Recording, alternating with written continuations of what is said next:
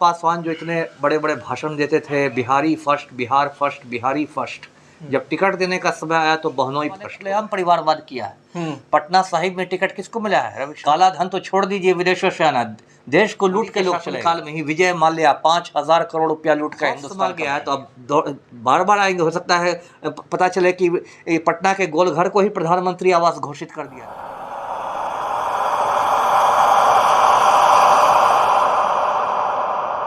नमस्कार, आप देख रहे हैं ND24 न्यूज़ और मैं हूं निखिल। देखिए, प्रधानमंत्री आज बिहार के जमुई क्षेत्र में आ रहे हैं, लेकिन सवाल ये है कि जिस तरीके से प्रधानमंत्री परिवारवाद पर लगातार हमला करते थे, आज उसी क्षेत्र, बता दें चिराग पासवान का वो पहला लोकसभा क्षेत्र था, अब वहाँ से उनके जीजा जी आ रहे हैं। मतलब परिवारवाद को ही बढ़ावा देने फिर से प्रधानमंत्री आ रहे हैं। हमारे साथ पूर्व IPS अमिताभ दास जी हैं। कैसे देखते हैं, नरेंद्र मोदी लगातार हमला करते थे परिवारवाद पर, आज फिर उसी क्षेत्र में जा रहे हैं।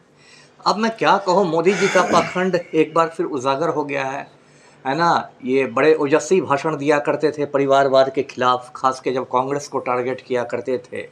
लेकिन परिवारवाद का मतलब सिर्फ नेहरू परिवार का परिवारवाद नहीं होता है, सबका है। अब आज प्रधानमंत्री जी पहुंच रहे हैं जमुई। मैं दर्शकों को बता दूं कि जमुई की जो सीट है वो लोजपा के खाते में गई है जी। और वहाँ से चिराग पासवान ने अपने बहनोई को प्रत्याशी बनाया है। अरुण भारती नाम है बहनोई का। और चिराग पासवान जो इतने बड़े बड़े भाषण देते थे, Bihari first, Bihar first, Bihari first, जब टिकट देने का समय आया तो बहनोई फर्स्ट हो गए, है ना। खुल्लम खुल्ला ये परिवारवाद का नंगा नाच है, जबकि उनके बहनोई का नाम इसके पहले कोई जानता भी नहीं था। मतलब बिल्कुल हवाई नेता थे। ऐसा नहीं कि कोई ज़मीन से जुड़े हुए कार्यकर्ता थे, तो ज़मीन से जुड़े हुए तमाम कार्यकर्ताओं की उपेक्षा कर दी गई और बहनोई फर्स्ट हो गया। और आज मोदी जी वोट मांगेंगे, तो ये तो मोदी जी के अपने ही मतलब कथनी और करनी का फर्क दिखाता है। और सिर्फ ऐसा नहीं, आप बिहार के ही संदर्भ में देखें तो भाजपा ने खुलेआम परिवारवाद किया है। पटना साहिब में टिकट किसको मिला है? रविशंकर प्रसाद को, जो ठाकुर प्रसाद के बेटे हैं। ठाकुर प्रसाद अपने समय में जनसंघ के नेता हुआ करते थे जी। नवादा से टिकट किसको मिला है? भाजपा को, विवेक ठाकुर को। कौन है विवेक ठाकुर? ये डॉक्टर CP ठाकुर के सपूत हैं। जो डॉक्टर CP ठाकुर पहले मंत्री हुआ करते थे, MP हुआ करते थे। आप पश्चिमी चंपारण सीट देखिए, भाजपा ने किसको टिकट दिया है? संजय जायसवाल को, जो मदन प्रसाद जायसवाल के बेटे हैं, जो पहले मदन प्रसाद जायसवाल सांसद हुआ करते थे। तो ये तो दोहरी नीति हो गई ना, कि कृष्ण करे तो रासलीला, आप करे तो कैरेक्टर ढीला। नहीं, कल रविशंकर प्रसाद ने प्रेस कॉन्फ्रेंस किया था, उस दौरान भी सवाल किए गए थे उनसे कि आप परिवारवाद पर लगातार बोलते हैं और जमुई क्षेत्र में आ रहे हैं। तो उन्होंने कहा कि हम परिवारवाद किस तरीके से कहते हैं कि पार्टी में मुख्यमंत्री का बेटा ही पार्टी का मुख्यमंत्री बनेगा, कोई और मुख्यमंत्री नहीं बनेगा। इस पर उन्होंने बोला था। लेकिन जिस तरीके से बीजेपी लगातार कटाक्ष करती है, तो कहीं ना कहीं ये लगता है कि वो परिवारवाद को ज़्यादा बढ़ावा। देखिए, रविशंकर प्रसाद तो बात बना रहे थे, लेकिन इसको बात बनाना कहते हैं और कुछ नहीं कहते। अगर रविशंकर प्रसाद समझ रहे कि सारी अकल दुनिया में उन्हीं को मिली है, बाकी सब मूर्ख हैं, तो ये उनकी गलतफहमी है। परिवारवाद में आप जबरदस्ती अपने परिवार, सीधे कह दे कि भाजपा का परिवारवाद राष्ट्रवाद है और कांग्रेस का परिवारवाद गलत है, सीधे कह दे। इतना गोल गोल बात घुमाने की क्या जरूरत है? देखिए, लोग शर्म निरपेक्ष नेता है, शर्म हया छोड़ के राजनीति करते हैं। और पूरे देश में, बिहार के बाहर भी देखे, आपने नई दिल्ली से सुषमा स्वराज की बेटी बासुरी स्वराज को टिकट दिया है। मैं अगर गिनती गिनाने लगूँ तो दर्जनों निकल जाएंगे। तो ये सारा परिवारवाद है। और देखिए, लोजपा की जो बात करें उसमें तो लेके बाकायदा लोजपा के अंदर ही बगावत हो गई है। कल लोजपा, रामविलास जो है चिराग की पार्टी, उस चिराग की पार्टी के 22 नेताओं ने, मैंने देखा कि कलेक्टिवली इस्तीफा दे दिया है, जिसमें रेणु कुशवाहा जैसी सीनियर नेता हैं जो बिहार सरकार में मंत्री रह चुकी हैं जी। और उन्होंने खुल्लम खुल्ला, उन नेताओं ने, अब मैं पुष्टि नहीं कर रहा, लेकिन उन नेताओं ने खुल्लम खुल्ला चिराग पासवान पर टिकट बेचने के आरोप लगाए। पैसा फर्स्ट उन्होंने कहा, पैसा फर्स्ट कहा। और मतलब ट्विटर पर टिकट बेचवा चिराग ट्रेंड करने लगा था, है ना। मतलब खुल्लम खुल्ला लोगों ने कहा कि ये भाई कहाँ से, ये लोग तो पैराशूट की तरह इन्होंने उम्मीदवार उतारना शुरू किया। चिराग पासवान ने अब समस्तीपुर में पैराशूट की तरह शांभवी चौधरी को उतार दिया। अशोक चौधरी मंत्री की बेटी है, शांभवी चौधरी की कोई पहचान नहीं है, ज़मीन से जुड़े कार्यकर्ताओं की उपेक्षा करके। खगड़िया से एक बिजनेसमैन है, सोना चांदी हीरा का बिजनेसमैन है भागलपुर का, राजेश वर्मा, उसके घर कुछ समय पहले रेड वेड भी हुआ था IT का, उसको राजेश वर्मा को पैराशूट से उतार दिया, कहीं किसी को दे दिया। कहते थे कि किसी गद्दार को टिकट नहीं दूंगा, और वहाँ से आपको वैशाली से वीणा देवी को टिकट मिल गया, है ना, जो पशुपति कुमार पारस की क्षमा में चली गई थी। मतलब चिराग पासवान के शब्दों में गद्दार थी।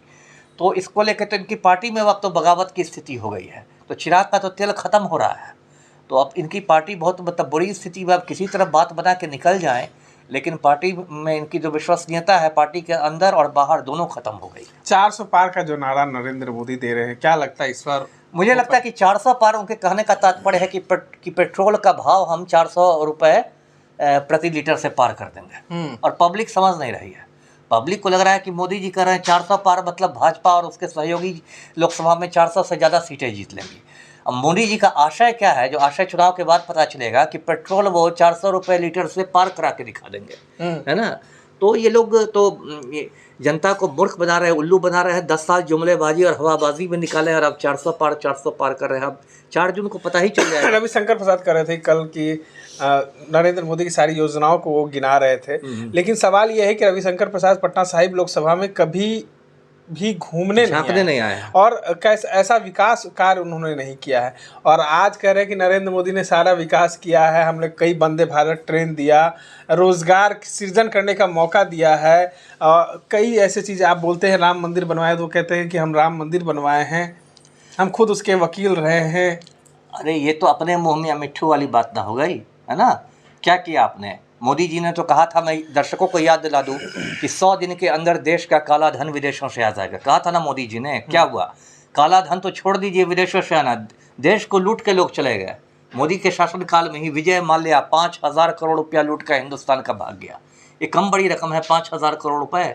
नीरव मोदी 12,000 करोड़ रुपया लूट के भाग गया देश का, ये कम बड़ी रकम है। मेहुल चोकसी 800 करोड़ रुपया लूट के भाग गया और आप मुंह देखते रह गए। विजय माल्या के बारे में तो कहते हैं कि भागने के एक दिन पहले उसने वित्त मंत्री से मुलाकात की थी, अरुण जेटली से मुलाकात की थी पार्लियामेंट के सेंट्रल हॉल में। तो इस तरह से लोगों ने लूटा है इस देश को मोदी के काल में। मोदी जी कहते थे कि हर हिंदुस्तानी के अकाउंट में 15-15 लाख रुपए हो जाएंगे। आज भी मैंने सुबह में अपना अकाउंट चेक किया है, 10 साल से रोजाना कर रहा हूँ, 15 पैसे नहीं आए हैं। मोदी जी तो कहते थे कि 100 स्मार्ट सिटी बना देंगे, एक भी स्मार्ट सिटी नहीं बना है। बुलेट ट्रेन चल जाएगी, एक बुलेट ट्रेन नहीं चला है। दाऊद इब्राहिम पकड़ा जाएगा, दाऊद इब्राहिम नहीं पकड़ा है। सिर्फ मोदी जी 18 घंटे डेली काम करते रहे जिससे कि गौतम अडानी की दौलत बढ़े। तो आप 142 करोड़ हिंदुस्तानियों में सिर्फ एक गौतम अडानी की चिंता करेगा प्रधानमंत्री, तो कैसे चलेगा ये देश? अच्छा सर, एक चीज़ आपसे पूछना है, ये सवाल है कि जिस तरीके से नरेंद्र मोदी और पूरा दिल्ली का कुनबा जो है अब बिहार पहुंचना शुरू करेगा, क्योंकि पिछले बार आपने चुनाव में देखा था तेजस्वी यादव अकेले मैदान में थे और पूरा दिल्ली का तमाम जो कुनबा था वो मैदान में था। अब प्रधानमंत्री से शुरुआत हो गई है, फिर 6 तारीख को अमित शाह भी आ रहे हैं।